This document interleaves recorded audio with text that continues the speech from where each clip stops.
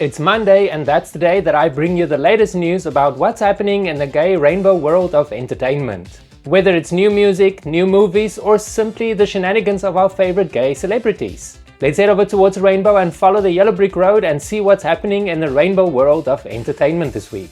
What's new and happening in the rainbow world? Whether you're a top or bottom boy or girl. Ladies with an attitude, fellas that were in the mood. What does Revry and Madonna have in common? Voguing, of course.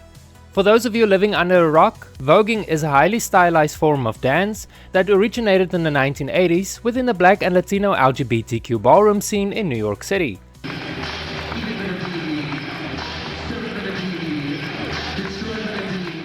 While voguing existed for years in the underground communities, it gained mainstream attention when Madonna released Vogue in 1990, along with a video showcasing the dance.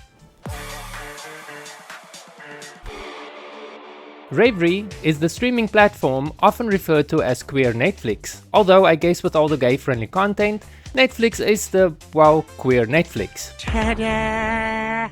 Anyway, the annual Pride Ball, which takes place during Pride Month, treated viewers to a voguing dance battle. This is the old way Vogue. The battle starts now. This isn't just a dance, it's a full-blown queer spectator sport. Strategies, pride and identity pitted against one another in a stylized mix of sport and performance. This was more than a show. The World Pride Ball is a celebration of queer excellence, Black and Latino ballroom lineage, and unapologetic self-expression. Hold that pose for me.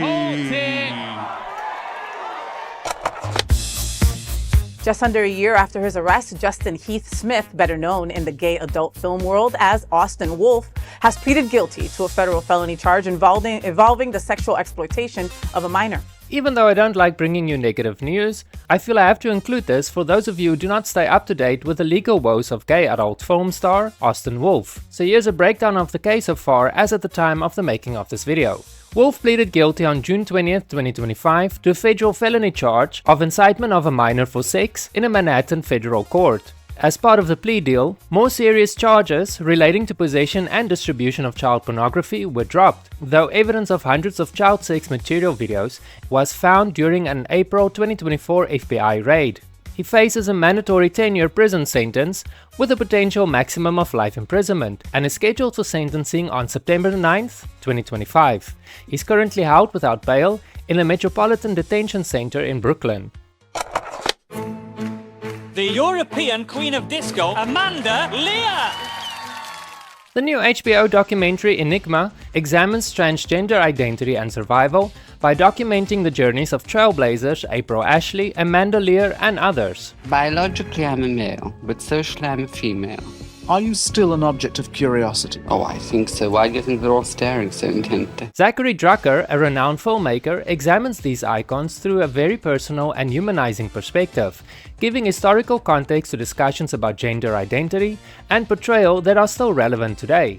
So far, the documentary has received praise from critics, but has received some criticism from one of the film's subjects, Amanda Lear. I was full of complexes. I thought I was too tall, I thought I was too thin, my hair was dead straight, all the other girls had curly hair. In an email to the Washington Post, Lear denounced the film, calling it a pathetic piece of trash, and described it as an attempt to trick me into possibly outing myself because of a supposed friendship I had with this April Ashley. She further dismissed the stories of the friendship as fake news. Director Zachary Drucker defended the film's integrity, stating that the film was an honest portrayal based on accounts described on camera during interviews. Lear has indicated that attorneys would file for a cease and desist order. No further details are available at the time of the making of this video. Mexico City really put the pride in Pride Month with a spectacle worthy of being mentioned in this video. Members of the LGBTQ+ community and allies came together to form a massive color-coordinated human flag. Naranja, amarillo.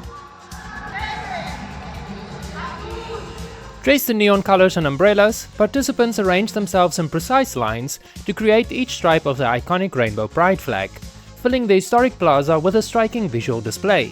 Was the choreography meticulously planned? Not really, but the sheer scale of the gathering reflects both celebration and solidarity during Pride Month. This collective performance not only honored LGBTQ+ history, but also sends a powerful message of inclusion and progress in one of Latin America's largest capitals. But Mexico wasn't the only country to fully support the LGBTQ community during Pride Month.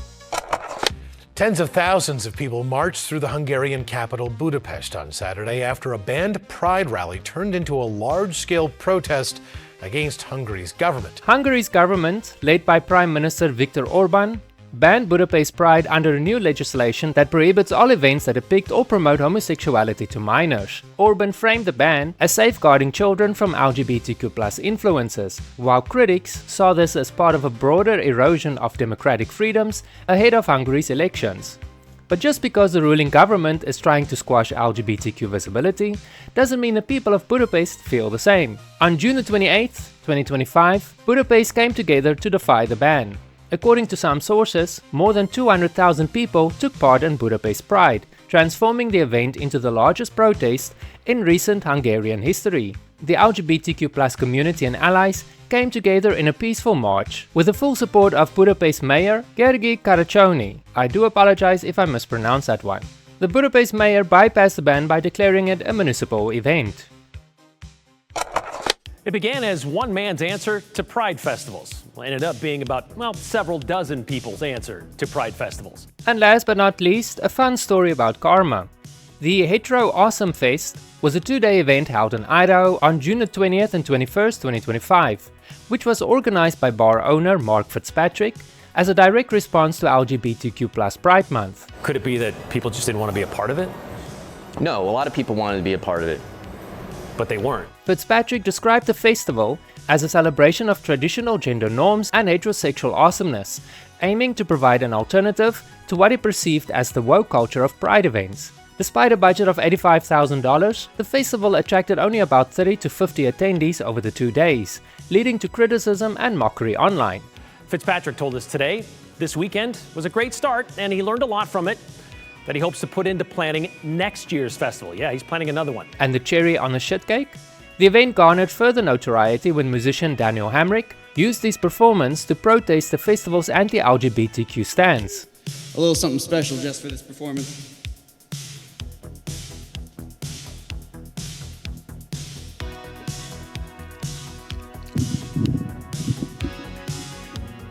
Initially invited to perform, Hamrick took the stage wearing a shirt that read, "Keep Canyon Country Queer." He then performed the song Boy, which tells the story of a transgender boy facing societal pressures to conform. I have a man who pretended to be, or maybe he is, I don't know, dishonorably putting on an army uniform, lying and deceiving people to get on stage to say that he's going to do one thing and do an entirely different thing to promote transsexualism. At church they condemned him and called him a she. The incident was captured on video and went viral, garnering widespread support for Hamrick's protest. Remember to click like and subscribe if you enjoyed this video. It will cost you nothing, but it will mean a lot to me. Thank you so much for watching this video. If you liked it, why not try one of the other great videos on my channel? Or if you want to, you can check out one of my smaller channels, maybe you'll like it.